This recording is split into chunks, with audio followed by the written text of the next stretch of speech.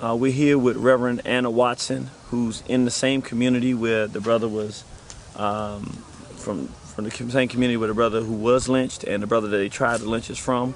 And she's been an activist in the community trying to get this word out and this message out.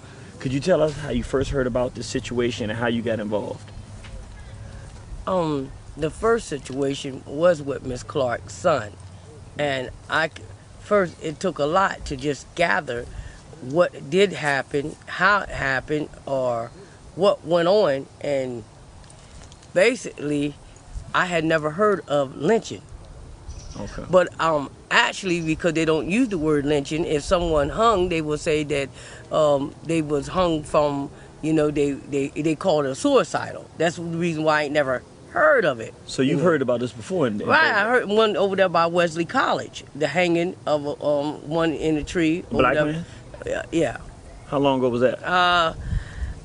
It's been it's been like a few years ago. If Okay. it's been that long, but I paid that no mind, Okay. So I'm not, being busy in the community, or being busy, period, with my job and so forth. You don't see this stuff, you don't hear of this stuff, lynching, the word lynching, every day, and so here. So you heard about this one? I heard about the first one with the Clark. Mm-hmm. Then with the godson of Henry Fordham, which resides at my residence, when the police came September the 21st, about roughly I'd say 6 o'clock in the morning, 6:30, about around that time. I know I was getting ready then because I had a client in the hospital. So, but they was coming and they was sarcastic about things. They were saying, did someone kick your door in, and did someone rob or kidnap Henry from here? And I'm like, what's going on here? They were saying, oh well, he'd been beat up, kind of scuffed up a little bit. They didn't make it look like that it was a serious situation. Okay. And they was they was asking me, how do I know Henry and so forth, and I said, well, he resides here. He's he lives here. Mm-hmm. And so and they just went on about some stuff. And they was asking me, did I have any dead? Could I go upstairs and see if it ain't no dead bodies upstairs? I'm like, No, these black or white police officers? These were white police officers, and there were about 10 of them. No, I said about 10 to 15 of them came to the house in that type of manner. Okay, were they looking for him, or they were just talking about the situation? They was talking about a situation, because I had to ask them, where was Henry? Mm-hmm. And they were saying that he was at the hospital. And did I know anything about anybody coming in and breaking down my door? But I wanted to say to them, did you get a 911 call? If someone gonna be busting in, you would get a 911 call. But at that time, I'm not thinking. I'm trying to figure out what is going on here. And then I asked, and they said that he was at the hospital, that he'd been in a little scuffle and whatnot. And they told me that he was had been over here to the lake. That it took place over here to, by they said it took place over there by Silver Lake. And I was saying, by Silver Lake, don't nobody go to Silver Lake, not after that killing that went on down there. I don't understand why Henry would be doing that to Silver Lake. He said he was walking a dog and so forth. He ain't got no dogs here. We're walking no dogs. And then, it just made me, when they left from there, it's how when they left from there, then the detective called me.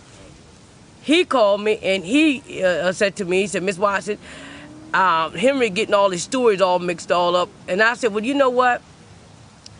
As soon as Henry get here or being released, or y'all arrested him, they said they're not arrested him, but he would tell him he better be careful. You better watch yourself, or he going to end up in a whole lot of trouble. See, behind that was all of this mess. And that's why he said what he said.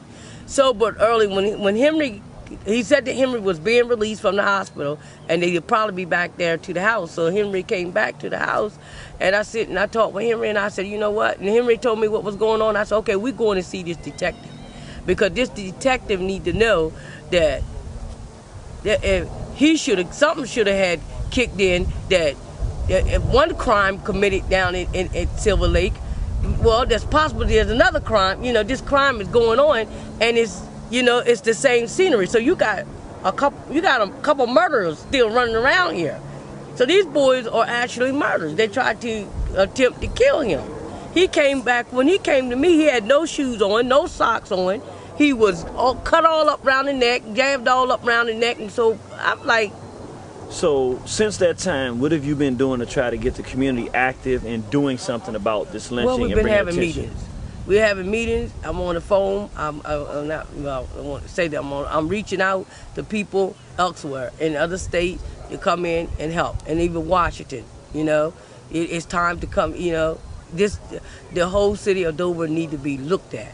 So it just some things here need to be looked at, not just in this area, but in every area there is possible. They need to be looked at because it is a racial thing going on. It may be one section of the black community may be paying high electric bills and the white community may not be paying that much. You see, it's a whole lot of little bit of everything going on.